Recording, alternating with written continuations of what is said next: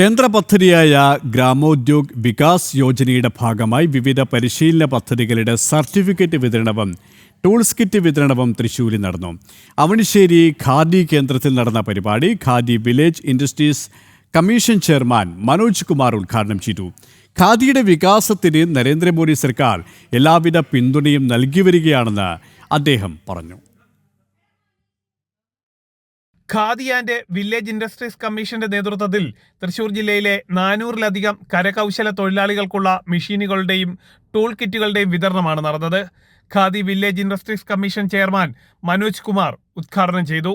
പ്രധാനമന്ത്രിയുടെ ആത്മനിർഭർ ഭാരത് പദ്ധതിയുടെ ഭാഗമായി ഖാദി അടക്കമുള്ള വിവിധ മേഖലകളിൽ വിപ്ലവകരമായിട്ടുള്ള മാറ്റമാണ് വരുത്തിക്കൊണ്ടിരിക്കുന്നത്. ഖാദിയിൽ ഏത് തരത്തിലുള്ള മാറ്റമാണ് വരുത്തേണ്ടത്, ആ മാറ്റം തൊഴിലാളികളുടെ നിർദ്ദേശാനുസരണം വരുത്തുമെന്നും അദ്ദേഹം പറഞ്ഞു.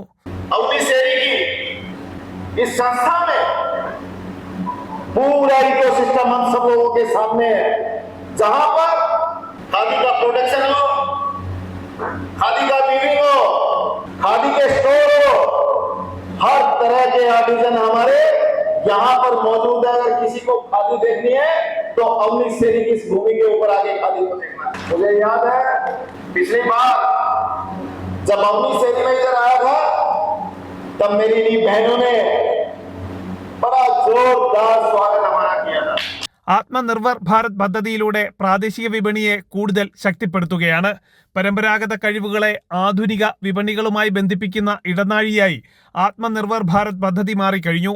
വോക്കൽ ഫോർ ലോക്കൽ എന്ന പ്രധാനമന്ത്രിയുടെ ആഹ്വാനത്തിന്റെ ഭാഗമായി ഗ്രാമീണ വ്യവസായങ്ങൾ ഭാരതത്തിന്റെ സമ്പദ്ഘടനയുടെ നട്ടെല്ലായി മാറിക്കഴിഞ്ഞെന്നും അദ്ദേഹം കൂട്ടിച്ചേർത്തു.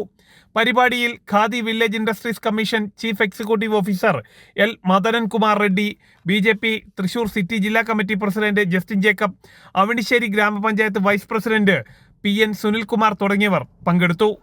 ജനം, തൃശൂർ.